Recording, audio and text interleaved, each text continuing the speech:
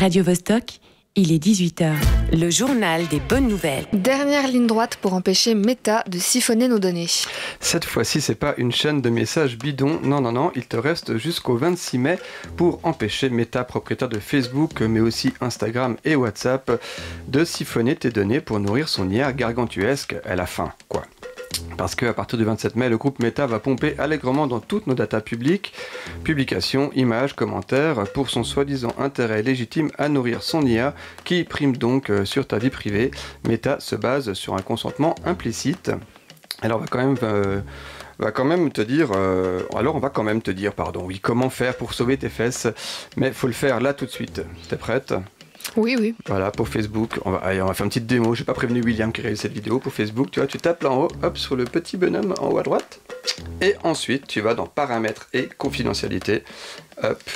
Et là, encore une étape, Centre de confidentialité. Et là, il y a toute une tartine. Et dans la tartine, t'appuies sur Opposer. Et là, c'est bon, c'est fait. Donc voilà, sur Meta, c'est à peu près la même chose. Sauf que pour Meta, il faut passer par paramètres et activités pour trouver ce centre de confidentialité. Bon, et si jamais tu vois cette vidéo trop tard, pour tes vieilles datas, c'est foutu. Mais par contre, ça pourra quand même te protéger pour de futures publications. Donc ça peut quand même valoir le coup. Duolingo cartonne.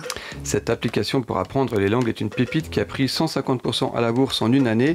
Son secret, un hibou vert qui te guide dans ton apprentissage d'une langue étrangère. Et ça marche, t'as déjà essayé, non ? Oui, tout à fait. Voilà, tu vois, qui n'a pas essayé Duolingo ?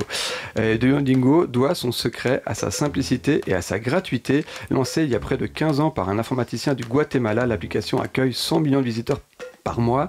Même si moins de 10% prennent la formule payante, je te laisse faire tes petits calculs. Ouais, c'est encore un paquet de blé à récolter à la fin du mois. C'est simple, l'application vaut autant en bourse que Kering dans le luxe ou Arcelor dans l'acier. Sauf que là, c'est un hibou vert qui t'apprend la langue de ton choix. Un plouf dans la Seine. Une année après les JO de Paris qui ont vu les athlètes et la maire de Paris, Anne Hidalgo, nager dans la Seine, la baignade sera enfin ouverte au public dès le 5 juillet, après un siècle d'interdiction et la promesse tombée à l'eau de Jacques Chirac dans les années 80. De quoi rivaliser avec les fleuves suisses ? Presque.